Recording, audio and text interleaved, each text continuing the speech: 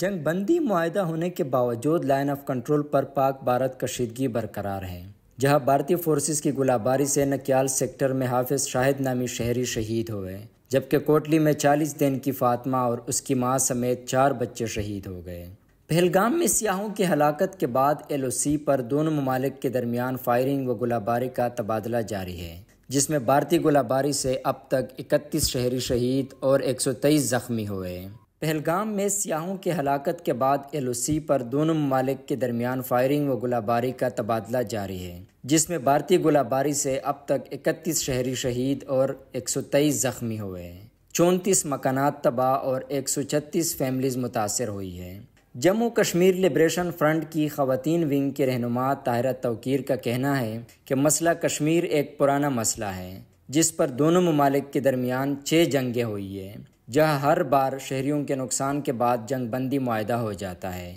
لیکن کشمیر میں کبھی جنگ بندی نہیں ہوئی ہے، بلکہ یہ گولہ باری ایک معمول ہے۔ لیکن یہ جنگ بندی ہماری جو یہ پٹی ہے، بدقسمت پٹی جس نے ہمارے ملک کو تقسیم کیا ہوا ہے، یہاں پہ کبھی سیز فائر نہیں ہوا۔ یہاں پہ ہمیشہ سے گولہ باری یہ جاری رہتی ہے۔ آپ بے شک جا کے سیز فائر کے ملحقہ علاقوں کا وزٹ کریں، ہم خود چشمدید گواہ ہیں۔ ہم ایک ایسی تحریک اور تنظیم سے تعلق رکھتے ہیں کہ ہمیں گھر گھر لوگوں کے پاس جانا پڑتا ہے، ہمارے پاس وہ سارا ڈیٹا، وہ ساری چیزیں موجود ہوتی ہیں، ریکارڈ موجود ہے کہ جتنے بھی لوگ ہم سیز فائر کے ساتھ لائن کے ساتھ ساتھ رہتے ہیں، یہاں پہ کبھی گولہ باری بند نہیں ہوئی۔ کبھی چھوٹے فائر ہوتے ہیں، کبھی بڑے فائر ہوتے ہیں، کبھی گولے پڑتے ہیں، کبھی میزائل۔ مطلب کہ یہ جو ایکسپیرینس پاکستان اور ہندوستان کی یہ والی نسل شاید پہلی دفعہ فیس کر رہی ہے کہ گولہ بارود کی سمیل کیسی ہوتی ہے یا گولے کیسے پڑتے ہیں۔ ہمارے بچے جو ہیں ان آوازوں کے ساتھ پیدا ہوتے ہیں اور انہی آوازوں کے ساتھ ہی وہ اس دنیا سے، یہ تیسری اور چوتھی نسل ہے جو اس گولہ باری کی زد میں اپنی زندگیاں گزار رہی ہے۔ تو اس سیز فائر لائن کا جو بھی ڈرامہ کیا جاتا ہے یہ اچھا ہے کہ بظاہر تو یہ سمجھا جاتا ہے کہ گولہ باری رک گئی ہے، لیکن وہ جو ہے وہ انٹرنیشنل بارڈر پہ رکتی ہے، وہ ہندوستان اور پاکستان کے اپنے بارڈر پہ رکتی ہے، لیکن جو ہماری سیز فائر کی پٹی ہے، سیز فائر لائن کی پٹی ہے جو ریاست کو تقسیم کرتی ہے، یہاں پہ یہ دن رات یہ سلسلہ جاری رہتا ہے۔ صدر کشمیر الیکٹرانک میڈیا آمناز خان کا کہنا تھا کہ دونوں ممالک کے درمیان جنگ بندی معاہدے کے بعد بھی بھارتی گولہ باری سے شہری شہید ہوئے، جبکہ نظام زندگی مفلوج ہے۔ آزاد کشمیر کے جو مختلف سیکٹرز ہیں وہاں پر جیسے ہی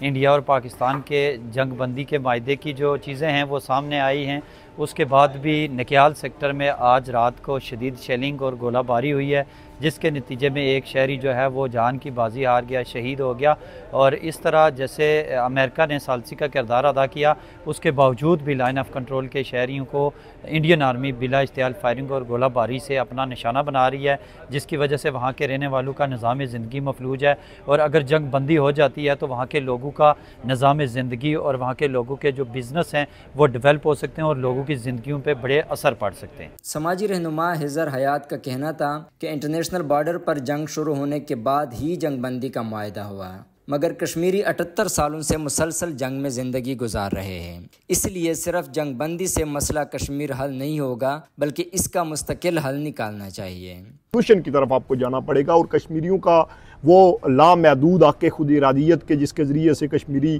اپنا فیصلہ دنیا کو سنا سکیں، وہ دینے کی ضرورت ہے ان دونوں ممالک کو۔ لائن آف کنٹرول کے قریب رہنے والے شہریوں نے حکومت سے مطالبہ کیا ہے کہ وہ لائن آف کنٹرول پر بھی سیز فائر کو یقینی بنائیں، جبکہ اقوام متحدہ اور عالمی برادری انڈیا کو بھی اس کی خلاف ورزیوں سے روکے۔ مظفر آباد سے مبشر چودھری کے ساتھ کلیم اللہ، voicepk.net لاہور۔ آپ کی خبر، آپ کی آواز، voicepk.net